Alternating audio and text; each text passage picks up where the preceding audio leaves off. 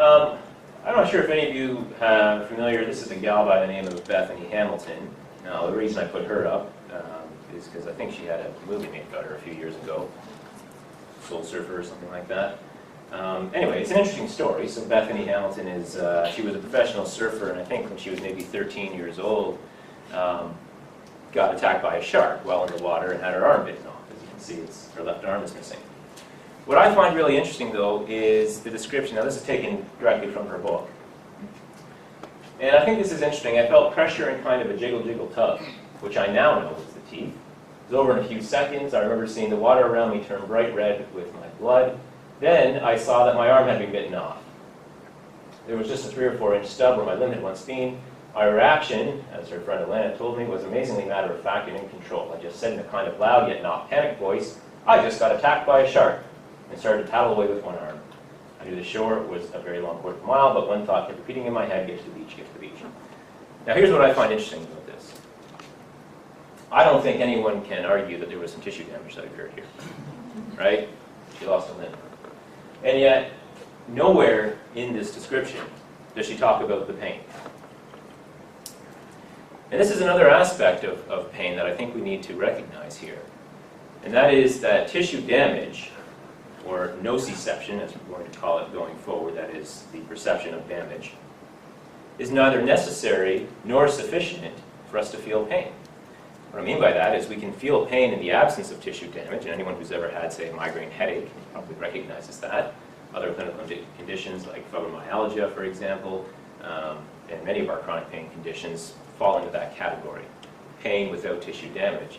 On the flip side of that, though, is that we can have tissue damage without experiencing pain. And this is just one example. There's lots of them. If you've ever heard stories of people on the battlefield, for example, in the midst of a war, they'll have gotten shot and not really go, "Oh, geez, look at all this blood, I guess I got shot." Again, clearly tissue damage has occurred, but at that time, pain wasn't what they experienced.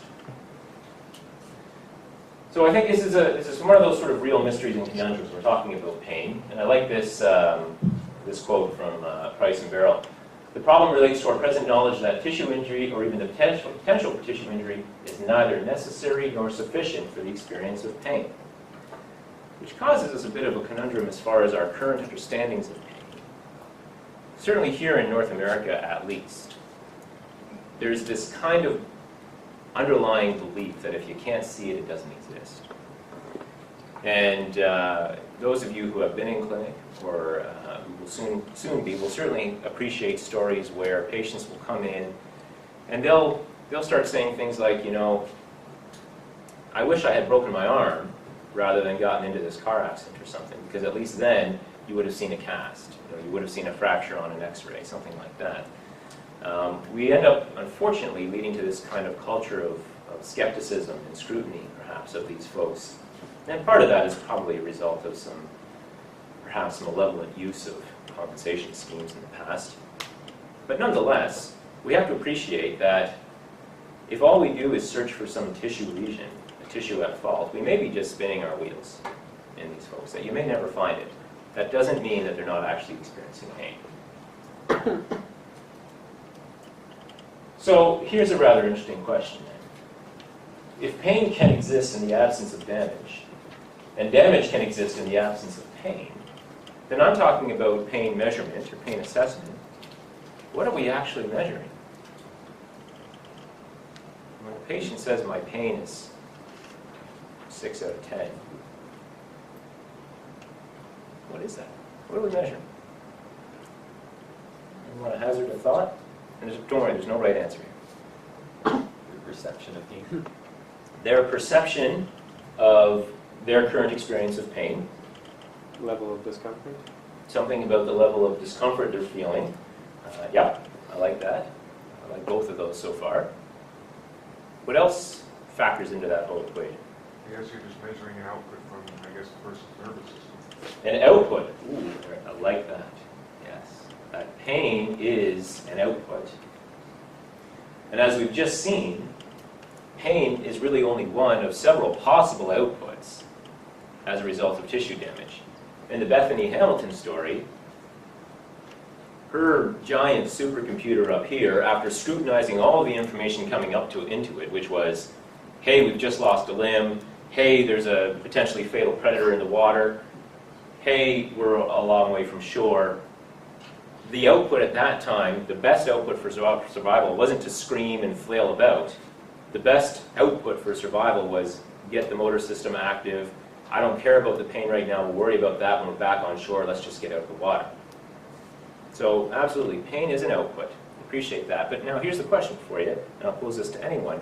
Do you think that what they are rating on a scale from 0 to 10 is a direct association with what they're actually experiencing? So I'm seeing a few no's. So I'm going to come back to this again. What do you think we're measuring? We've already got this perception of an output, indeed. Has something to do with discomfort, perhaps sort of interference, something like that. What else goes into this equation, though? Their individual tolerance with pain and experience with pain. So, for example, if they have a high tolerance for pain, they might rate it lower. And also, if they haven't had a lot of experiences with pain, perhaps they would also rate lower or higher based on that. Right. That's what I'm just realizing I need to repeat some of these things for the folks who are online. Yeah, so the point where there was something about tolerance for pain, past experiences for pain, past experiences not only with pain, but perhaps with this specific pain, right? What happened the last time I got a paper cut? You know, if it healed up, it was irritating for a couple of days, and it would heal up fine, then I'm probably not rating it too high. If, on the other hand, the last time I got a paper cut, it got infected and I almost lost my finger, then I might rate it a little bit higher. Good. Yeah. It can also be what you're experiencing in other parts of your life at that time, because if you're feeling really down, etc., and you get hurt, it can feel a lot more painful than if your life is really good and you're stress-free and you get the exact same injury. Right, so we just heard that other things going on in your life, in particular sort of perhaps your emotional status at the time, the stresses in your life might be influencing your experience, not only your experience of your pain, but perhaps also how much you're willing to report to the other person who's asking the question. And so that's another part of this equation that we haven't hit on yet, is that not only are we trying to measure, or not only are we measuring what the person thinks they're actually experiencing, in other words, their perception, but don't forget it's also influenced by how they understand this scale, right? What 0 to 10 means to them. How they think about what's going to happen when they report something to you. How are you going to react if I say my pain is a 3 versus if I say my pain is an 8? So there's that whole there's that interaction there as well that we're going to talk more about as we go forward. So what is it that we're measuring? I think really we're measuring a whole lot of things, usually trying kind of just distill down into a single number, which can sort of be hard for people, right?